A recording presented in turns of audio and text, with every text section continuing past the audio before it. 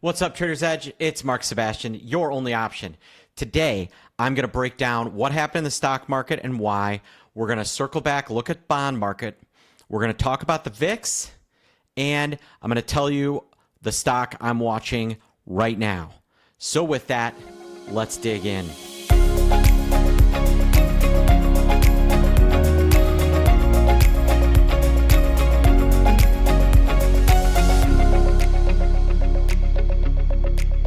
All right, traders. Now, before I begin, I want to tell you about what just happened in U.S. Steel. U.S. Steel has been a rumored takeout name for some time. Look at the price action on Friday. Guess what? I was closing a 100% win on some June calls because we saw this coming in special situations, which is where we do trades that don't repeat over and over again, but have huge opportunity.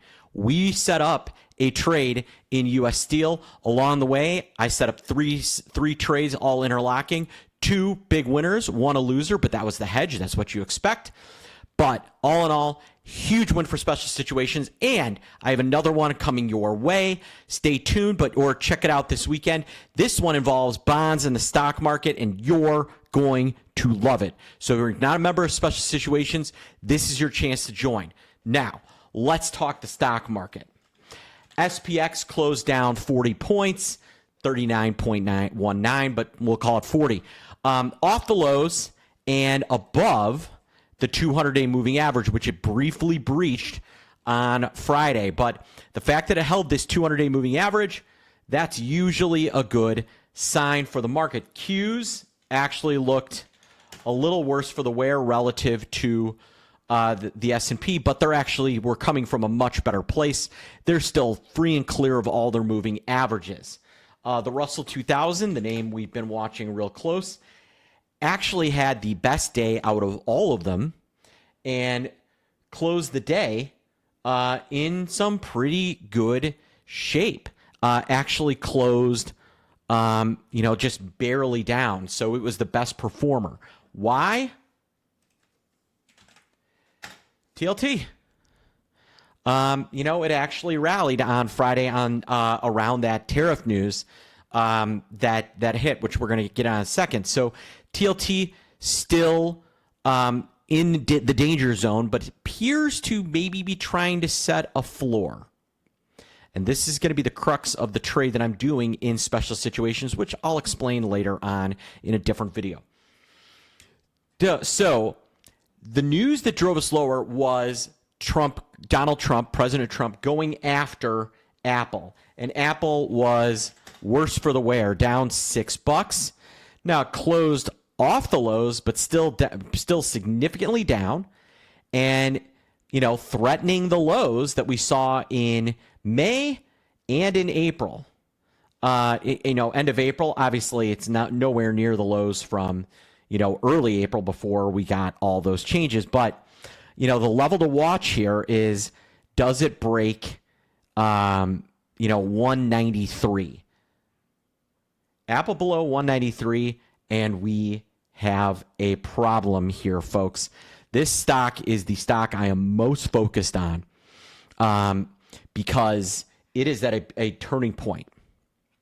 It is either going to pop from here, or we're going to really see the long-term value of Apple finally kind of show itself. I've been arguing this is one of the most overpriced stocks for some time. Even with the sell-off, it's still carrying a PE of over 28, and this is a $3 trillion company. Kind of ridiculous relative to most of the Mag 7 outside of Tesla and Broadcom. This PE is really high. Look, like Meta, 24. Microsoft is above there, but like Google's way low, 19. Amazon is a 33. So, it's overvalued because they don't have the growth prospect of Amazon and Microsoft, right? There's no innovation there. So if you're looking for Apple haters over the next 3 months, I am one of them. I think there's another 10% downside here at a minimum. All right, let's close out by looking at VIX. It was up pretty nicely. But, you know, futures in the front end are still in a contango. We've got what I would call the flattest of flat curves. Could this thing turn over and roll over? It absolutely could. Could it go right back to whence it came on Tuesday? Absolutely. So VIX in that kind of no man's land zone. This is where I'm looking to bail on shorts or looking to hammer more of them, depending on how it moves out of this zone. This is kind of our, it's going to either vol is going to tank or VIX is going to pop. We're in that range right now. So that's what we're looking at.